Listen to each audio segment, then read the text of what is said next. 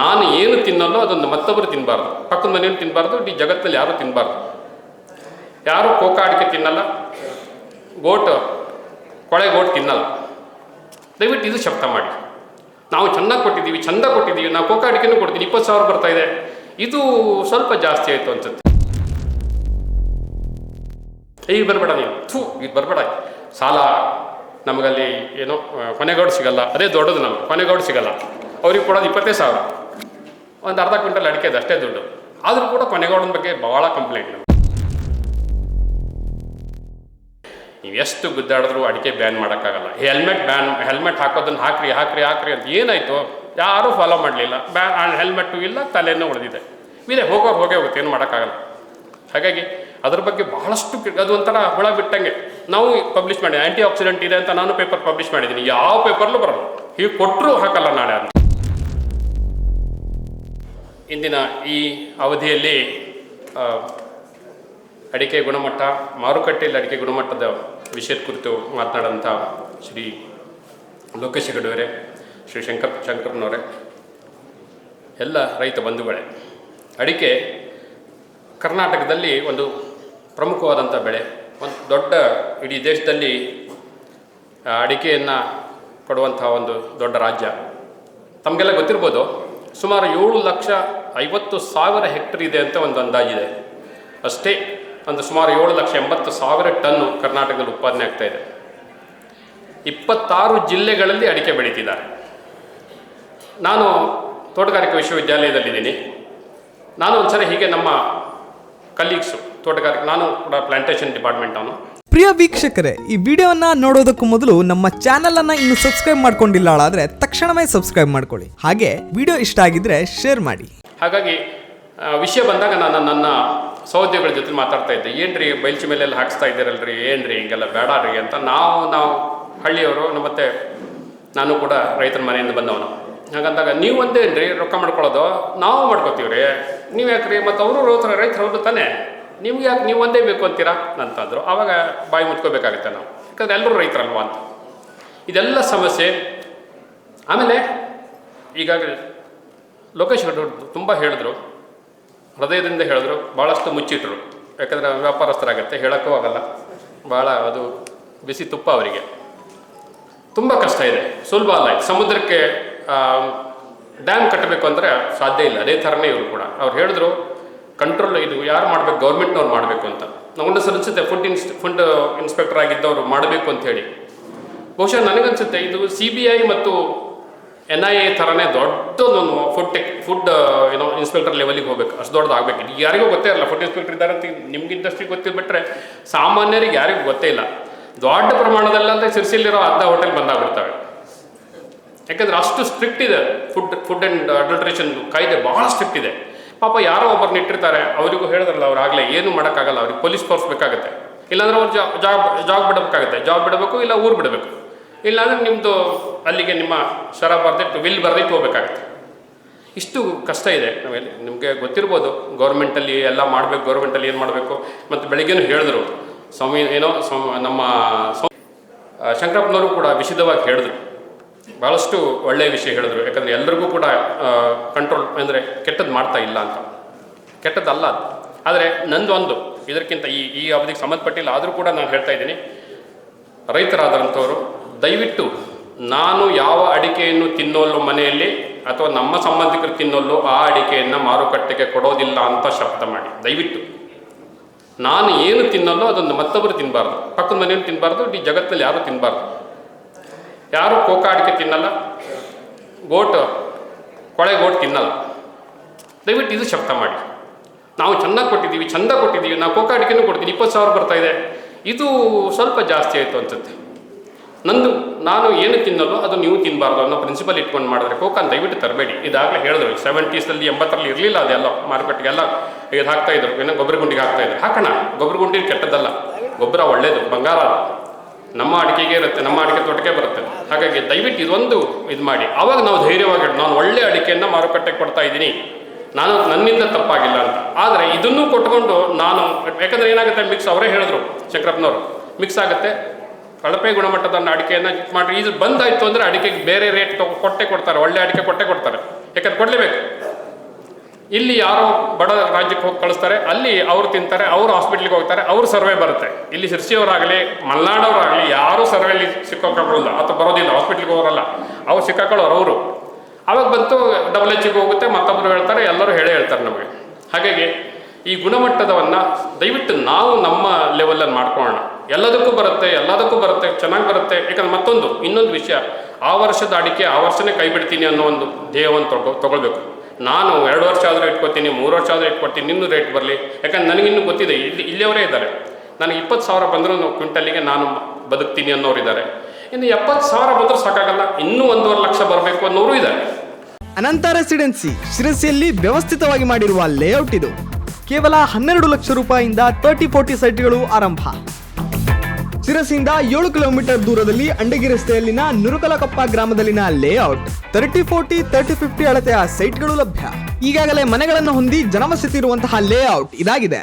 ಎಲ್ಲಾ ರೀತಿಯಾದಂತಹ ಸೌಕರ್ಯಗಳನ್ನ ಹೊಂದಿದೆ. ಇನ್ನು ಕೆಲವು ಸೈಟ್ಗಳು ಮಾತ್ರ ರಿಯಾಯಿತಿ ದರದಲ್ಲಿ ಮಾರಾಟಕ್ಕಿದೆ.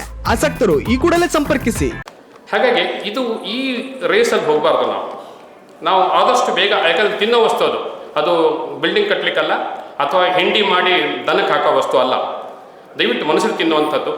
ಆದಷ್ಟು ನೀವು ಹೆಚ್ಚಿನ ಶಿಲ್ಕ್ ಮಾಡಿದ ತಕ್ಷಣ ಏನಾಗುತ್ತೆ, ಅವ್ರು ನಿನ್ನೆ ಯಾರೋ ಹೇಳ್ತಾ ಇದ್ರು, TSSನವ್ರು ಮಾಡ್ತಾರೆ, ಸ್ಟೋರ್ ಇಟ್ಕೋತಾರೆ, ಅವ್ರು ಗಂಧಕ್ಕೆ ಹಾಕ್ತಾರೆ, ಇನ್ನೇನು ಹಾಕ್ತಾರೆ, ಸ್ಟೋರೇಜಿಗೆ ಟ್ಯಾಬ್ಲೆಟ್ ಹಾಕ್ತಾರೆ.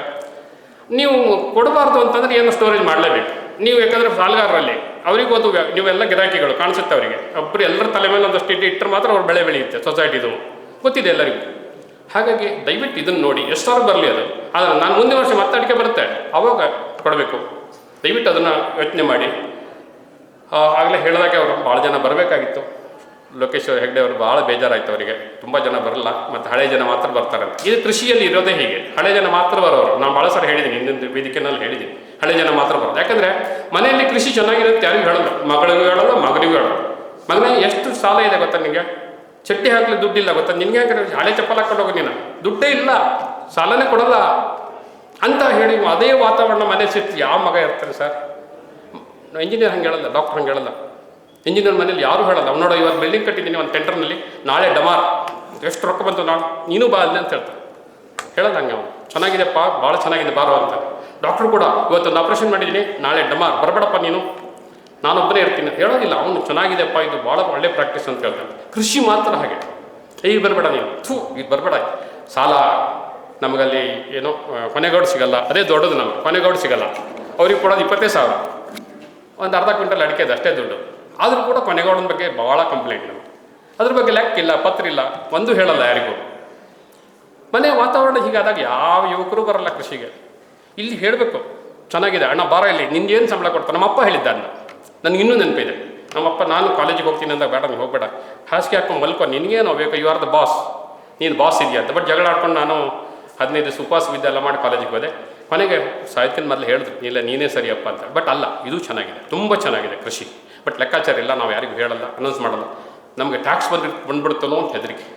ಟ್ಯಾಕ್ಸ್ ಬಂದ್ಬಿಟ್ಟು ಎಲ್ಲರೂ ಒಟ್ಟು ಮನೆಯೇ ಬೆಳ್ಕೊಂಡು ಹೋಗ್ಬಿಟ್ರೆ ಗೌರ್ಮೆಂಟ್ನವ್ರು, ಹೆದರಿಕೆ ಇದೆ. ಹಾಗಾಗಿ ಈ ವಿಷಯದಲ್ಲಿ ಮಾರುಕಟ್ಟೆಗೆ ಒಳ್ಳೆಯ ಗುಣಮಟ್ಟದ ಅಡಿಕೆಯನ್ನು ಏನೂ ಮಾಡಲಿಲ್ಲ, ಏನು ರಾಶಿನೇ ಕೊಡ್ತೀವಿ, ಆದರೆ ಅಟ್ಲೀಸ್ಟ್ ಆ ಕೊಳೆ ಅಡಿಕೆಯನ್ನು ತೆಗಿರಿ. ಮನೆ ಪೇಪರಲ್ಲಿ ಓದ್ದೆ, ಕೊಳೆ ಅಡಿಕೆ ಕೊಳೆ ಬಿದ್ದಿದ್ದು ಕೊಳೆ ಅಡಿಕೆ ಸಿಕ್ಕಾಪಟ್ಟೆ ಮಳೆ ಬಂತು ತಂದರು 50 ಪೈಸೆಗೆ. ಅಯ್ಯೋ ರೈತ ಕಂಗಾಲು 50 ಪೈಸೆಗೆ ತೊಗೋತಾ ಇದ್ದಾರಂತ. ಸರ್ ಕೊಳೆ ಅದು ರೋಗ ಬರೋದು, ಅದನ್ನು ಮಾರುಕಟ್ಟೆಗೆ ತಂದು ಕೊಡ್ತಾ ಇದ್ದಾರಲ್ಲ, ನಿಮ್ಗೆ ಅದ್ರ ಬಗ್ಗೆ ಏನೂ ಅನ್ಸಲ್ವಾ? ಯಾರೋ ಒಬ್ರು ತಿನ್ಬೇಕಲ್ಲ ಅದನ್ನೇ ಅಡಿಕೆ ಮಾಡಿ ನಿಮ್ಗೆ ತಂದು ಕೊಟ್ಟರೆ ತೊಗೊಳ್ಳೋದೇ ಇಲ್ಲ, ಖರೀದಿ ಮಾಡೋದು ನೀವು. ಬೇರೆ ಯಾರು ತಿಂದ್ರೆಟ್ಟಿಲ್ವಾ? ದಯವಿಟ್ಟು ಆ ಕೆಲಸ ಮಾಡಿ. ಕೊಳೆ ಅಡಿಕೆಯನ್ನು ನೀರಲ್ಲಿ ಬಿದ್ದು ಅದನ್ನ ಏನೋ ಮಾಡಿ ತರಬೇಡಿಪ್ಪ. ನಾವು ಕಾರಣ ಅದಕ್ಕೆ. ಯಾರೋ ಒಬ್ಬನು ತಿಂತಾನೆ, ಬಡವ ತಿಂದ್ರೆಟ್ಟಿಲ್ವಾ? ತಿನ್ನಬಾರ್ದು. ನಾನು ತಿಂದೇ ಇರುವಂಥ ಅಡಿಕೆಯನ್ನು ಯಾರೂ ತಿನ್ನಬಾರ್ದು. ಆ ಪ್ರಿನ್ಸಿಪಲ್ ಇಟ್ಕೊಳ್ಳಿ, ಒಳ್ಳೇದು ಮಾಡಲಿ. ತಾನಾಗೆ ಅಡಿಕೆ ರೇಟ್ ಬಂದೇ ಬರುತ್ತೆ, ಅಡಿಕೆ ರೇಟ್ ಬಂದೇ ಬರುತ್ತೆ. ನೀವು ಎಷ್ಟು ಗುದ್ದಾಡಿದ್ರೂ ಅಡಿಕೆ ಬ್ಯಾನ್ ಮಾಡೋಕ್ಕಾಗಲ್ಲ. ಹೆಲ್ಮೆಟ್ ಹಾಕೋದನ್ನು ಹಾಕ್ರಿ ಅಂತ ಏನಾಯಿತು? ಯಾರೂ ಫಾಲೋ ಮಾಡಲಿಲ್ಲ. ಹೆಲ್ಮೆಟ್ಟು ಇಲ್ಲ, ತಲೆಯೂ ಉಳಿದಿದೆ. ಹೋಗೇ ಹೋಗುತ್ತೆ, ಏನು ಮಾಡೋಕ್ಕಾಗಲ್ಲ. ಹಾಗಾಗಿ ಅದ್ರ ಬಗ್ಗೆ ಬಹಳಷ್ಟು ಅದು ಒಂಥರ ಹುಳ ಬಿಟ್ಟಂಗೆ ನಾವು ಪಬ್ಲಿಷ್ ಮಾಡಿ, ಆ್ಯಂಟಿ ಆಕ್ಸಿಡೆಂಟ್ ಇದೆ ಅಂತ ನಾನು ಪೇಪರ್ ಪಬ್ಲಿಷ್ ಮಾಡಿದ್ದೀನಿ. ಯಾವ ಪೇಪರ್ಲೂ ಬರೋಲ್ಲ, ಹೀಗೆ ಕೊಟ್ಟರು ಹಾಕಲ್ಲ ನಾಳೆ ಅಂತ. ನೀವು ಅದನ್ನೇ ಹೇಳಿ ಕ್ಯಾನ್ಸರ್ ಬರುತ್ತೆ ಅಂತ ಬರೀರಿ, ನಾಳೆ ಹಾಕ್ತೀನಿ. ಯಾಕಂದರೆ ಅವರಿಗೊಂದು ಅದು ಕೃಷಿ ಬರಬೇಕು, ಪೇಪರ್ಲಿ 10 ಜನ ಓದಬೇಕು. ಬೆಂಕಿ ಹಚ್ಚೋದೊಂದು ಕೃಷಿ ಅದು. ಹಾಗಾಗಿ ಇದೆಲ್ಲ ಇದೆ. ಧೃತಿಗೆಡದೇನೆ ಒಳ್ಳೆ ಕ್ವಾಲಿಟಿ ಮಾಡೋಣ. 18 ಕ್ವಿಂಟಲ್ ಪ್ರತಿ ಎಕರೆಗೆ ಬರುವಂತ ನೋಡ್ಕೊಳ್ಳೋಣ. 1 ಎಕರೆಗೆ 18 ಕ್ವಿಂಟಲ್ ಬಂದರೆ ನಿಮ್ಗೆ 20,000 ಬಂದರೂ ಸಾಕು. ಸಾಧ್ಯತೆ ಇದೆ. 20 ಕ್ವಿಂಟಲ್ ಮಾಡೋರು ಇದ್ದಾರೆ ನಮ್ಮ ಕಡೆ, ಇಲ್ಲೇ ನಮ್ಮ ಸಿರ್ಸಿ ತಾಲೂಕಿನಲ್ಲೇ ಇದ್ದಾರೆ. ಹಾಗೆ ಮಾಡೋಣ. ಒಳ್ಳೆಯ ಗುಣಮಟ್ಟದ ಅಡಿಕೆಯನ್ನು ಮಾರುಕಟ್ಟೆಗೆ ತಂದು ಆ ವರ್ಷದ ಅಡಿಕೆ ಆ ವರ್ಷನೇ ಮುಗಿಬೇಕು. ಆ ಮತ್ತೊಂದು ಸೀಸನ್ನಿಗೆ 1 kg ಅಡಿಕೆ ಇರಬಾರ್ದು. ಅದನ್ನು ನೋಡ್ಕೊಳ್ಳಿ, ಕ್ವಾಲಿಟಿ ಬರುತ್ತೆ. ನಾನು ಕಾರಣ ಅಲ್ಲ, ಅಷ್ಟೇ ನಾನು ಹೇಳೋದು. ರೈತನಾದವನು ನಾನು ಬೇರೆಯವರಿಗೆ ಕಳಪೆ ಗುಣಮಟ್ಟದ ಕೊಟ್ಟಿದ್ದ ಕಾರಣ ಅಲ್ಲ. ಅಷ್ಟಕ್ಕೆ ನಾವು ತೊಳ್ಕೊಂಬಿಡೋಣ ಕೈ. ಮತ್ತೊಬ್ರು ಯಾರೋ ಕದ್ದರು ಅಂತ ನನಗೆ ಸಂಬಂಧ ಇಲ್ಲ. ನಾವು ಕಳ್ತನ ಮಾಡೋಕ್ಕೆ ಬಂಗಾರ ತಂದು ಇದರಲ್ಲಿ ಏನು ನಮ್ಮ ಅಂಗಳದಲ್ಲಿ ನೇತು ಹಾಕಿಟ್ರೆ ಬಿಟ್ಟಾರ ಯಾರಾದ್ರು. ಇದು ಹಾಗೇನೆ ಕೊಳೆ ಅಡಿಕೆ ಎಲ್ಲ ಕೊಟ್ಟರು ಮತ್ತಿನ್ನೇನು ಅವ್ರಿಗೆ ಕೊಟ್ಟಿಟ್ಟಂಗೆ ಕದಿಯಪ್ಪ ಮಗನೇ ಅಂತ ಕೊಟ್ಟಂಗೆ. ಅದು ದಯವಿಟ್ಟು ಆ ಕೆಲಸ ಮಾಡಿ. ಅಡಿಕೆ ಯಾಕಂದ್ರೆ ನಮಗಾಗಲೇ ಗೊತ್ತು, ಪುರಾತನ ಕಾಲದಿಂದ ನಮಗದು ಹೆಮ್ಮೆಯ ವಿಷಯ. ಆ ಹೆಮ್ಮೆಯನ್ನು ಇಟ್ಕೋಬೇಕು ನಾವು. ಕೊಳೆ ಅಡಿಕೆ ಕೊಡಬಾರ್ದು, ಕೋಕಾ ಅಡಿಕೆ ಕೊಟ್ಟರು ಅದಕ್ಕೆ ಬಗ್ಗೆ ನಾವು ಒಂಥರ ಅದು ಅದು ಅದು ರೇಟ್ ಇದೆ. 20,000 ಇದೆ ರೀ ಕೋಕಾಕ್ಕೆ. ಆದರೂ ಅದೊಂದು ದುಡ್ಡಲ್ವಾ.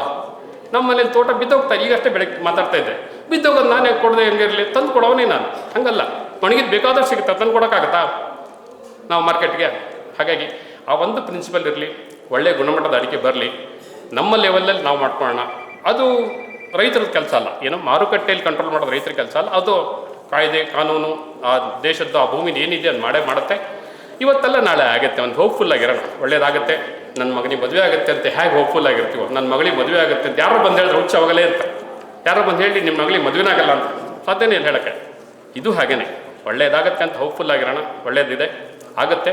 ಅದ್ರ ಕೆಲಸ ನಾವು ಮಾಡ್ತೀವಿ. ನನ್ನ ಕರ್ತವ್ಯ ಏನು, ನಾನು ಒಳ್ಳೆಯ ಗುಣಮಟ್ಟದ ಅಡಿಕೆಯನ್ನು ಮಾರುಕಟ್ಟೆಗೆ ತರ್ತಾ ಇದ್ದೀನಿ, ಅದನ್ನು ನಾನು ಕಟ್ ಮಾಡಿಕೊಟ್ರೆ ನಾನು ತಿಂತೀನಿ, ಅಷ್ಟು ಧೈರ್ಯ ನಮಗಿದ್ರೆ ಬಹುಶಃ ನಾವು ನಮ್ಮ ಕರ್ತವ್ಯವನ್ನು ಮಾಡಿದಾಗುತ್ತೆ. ಇದೊಂದು ಅವಕಾಶ ಮಾಡಿದ್ದು ಭಾಳ ಖುಷಿ ಅನಿಸುತ್ತೆ. ಯಾಕಂದರೆ ಕರ್ನಾಟಕದಲ್ಲಿ ಎಲ್ಲೂ ಕೂಡ ಈ ಥರದ ಒಂದು ಕಾರ್ಯಾಗಾರ ಆಗಿರಲಿಲ್ಲ. ಶಂಕರಪ್ಪನವ್ರು ಆಗಲೇ ಹೇಳಿ ತುಂಬ ಅವರು ಒಂದಷ್ಟು ವಿಷಯನ ಚೆನ್ನಾಗಿ ಹೇಳಿದ್ರು. ಎಲ್ಲ ರೈತರಾದವರೊಂದು ಗಮನದಲ್ಲಿ ಇರಲಿ, ಇದಿಷ್ಟನ್ನು ಮಾಡೋಣ. ನನಗನ್ಸುತ್ತೆ, ನಾನು ಇದನ್ನು ಶಾಂತಾರಾಮ್ ಹೆಗ್ಡೆಯವರಿದ್ದಾಗ ಒಂದು ವೇದಿಕೆಯಲ್ಲಿ ಹೇಳಿಬಿಟ್ಟೆ, ಇದಕ್ಕೆ ಸಂಬಂಧ ಇರಲಿಲ್ಲ, ಆದರೂ ಯಾವುದೋ ಬಂತು ಮಾತಿಗೆ ಬಂದುಬಿಡ್ತಾ ನಾನು ಹೇಳಿಬಿಟ್ಟೆ, ದಯವಿಟ್ಟು ಟೆಂಡರ್ ಹಾಕೋದನ್ನು ಬಂದ್ ಮಾಡಿ. ಹಾಳು ಅಡಿಕೆ, ಕೋಕಾ ಅಡಿಕೆ, ಗೋಟ ಹಾಳಾಗಿದ್ದನ್ನು ದಯವಿಟ್ಟು ಟೆಂಡರ್ ಹಾಕಬೇಡಿ. ರೈತರಿಗೆ ಕನ್ವಿನ್ಸ್ ಮಾಡಿ, ತರಬೇಡಿ, ದಯವಿಟ್ಟು ತರಬೇಡಿ. ಇದನ್ನು ಯಾರೋ ಒಬ್ಬರು ತಿನ್ಬೇಕು ಅದನ್ನು ಕೊಳೆ. ಯಾಕಂದ್ರೆ ಅವ್ನಿಗೆ ಗೊತ್ತೂ ಇಲ್ಲ ಅವನ ಅಡಿಕೆ ಯಾವ ಮರದಲ್ಲಿ ಬೆಳೆಯುತ್ತೋ, ಭೂಮಿಲಿ ಬೆಳೆದು ಗೊತ್ತೇ ಇಲ್ಲ ಅಂಥವ್ನು ತಿನ್ನವನಲ್ಲಿ. ಅವನಿಗೆ ತೊಗೊಂಡೋಗಿ ತಿನ್ನಿಸಿ ನಾವು ರೋಗ ಬಂದ್ಬಿಟ್ಟು ಅವ್ನು ಹಾಳು ಮಾಡಿದ್ರೆ ಅವನು ಹಾಸ್ಪಿಟ್ಲಿಗೆ ಬಂದು ಅವ್ನು ಸರ್ವೆ ತೊಗೊಂಡು ಬರೋದು ನಂಬಿಡಕ್ಕೆ. ಹಾಗಾಗಿ ಅದಕ್ಕೆ ನಾನು ಕಾರಣ ಅಲ್ಲ. ಯಾವ ದೃಷ್ಟಿಯಲ್ಲೂ ನನ್ನ ಕೈಯಿಂದ ಅವ್ನಿಗೆ ಹೋಗಲಿಲ್ಲ ಅನ್ನೋ ಮಾಡೋಣ. ಮುಂದಿನ ದಿನಗಳಲ್ಲಿ ಇದು ಒಳ್ಳೆಯದಾಗಲಿ, ರೈತರಿಗೆಲ್ಲರೂ ಅನುಕೂಲ ಆಗಲಿ ಅಂತ ಹೇಳಿ ನಾನು ಆಶಿಸಿ ನನಗೊಂದು ಅವಕಾಶ ಕೊಟ್ಟಿದ್ದಕ್ಕೆ ತಮಗೆಲ್ಲರೂ ಧನ್ಯವಾದಗಳು. ನಾನು ಮಾತನ್ನು ಮುಗಿಸ್ತೀನಿ. ಧನ್ಯವಾದ. ವೀಕ್ಷಕ ಮಹಾಪ್ರಭುಗಳೇ, ನಮ್ಮ ಚಾನಲ್ ಅನ್ನು ಸಬ್ಸ್ಕ್ರೈಬ್ ಮಾಡಿ, ಶೇರ್ ಮಾಡಿ, ಪ್ರೋತ್ಸಾಹಿಸಿ.